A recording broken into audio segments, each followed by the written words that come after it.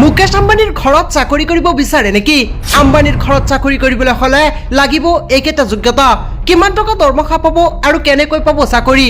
হয়, ধনকুবেৰ মুকেশ আম্বানীৰ ঘৰত চাকৰি কৰিব বিচৰাসকলে জানি লওক কেইটামান গুৰুত্বপূৰ্ণ কথা। প্ৰায় ৬,০০০ কৰ্মীয়ে বৰ্তমান সময়ত কাম কৰি আছে মুকেশ আম্বানীৰ ঘৰত।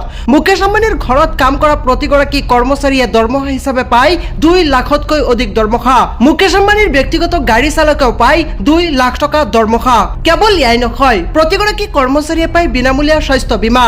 কিন্তু ইমান সহজ নহয় মুকেশ আম্বানীৰ ঘৰত চাকৰি পোৱা। পিছে মুকেশ আম্বানীৰ ঘৰত চাকৰি কৰিবলৈ হলে কি কৰিব লাগিব আপুনি জানেনে? আপুনি মুকেশ আম্বানীৰ ঘৰত চাকৰি কৰিবলৈ হলে দিব লাগিব লিখিত পৰীক্ষা। লগতে লিখিত পৰীক্ষাত উত্তীৰ্ণ হোৱাৰ পাছত আপুনি অৱতীৰ্ণ হ'ব লাগিব ইণ্টাৰভিউত। অৰ্থাৎ ইণ্টাৰভিউটো যেতিয়া আপুনি উত্তীৰ্ণ হ'ব তেতিয়াহে মুকেশ আম্বানীৰ ঘৰত চাকৰি লাভ কৰিব পাৰিব। কেৱল এয়াই নহয়, মুকেশ আম্বানীৰ ঘৰত চাকৰি কৰিবলৈ হলে এডভাৰটাইজমেণ্টত উল্লেখ কৰা শিক্ষাগত অৰ্হতা আপোনাৰো থাকিব লাগিব।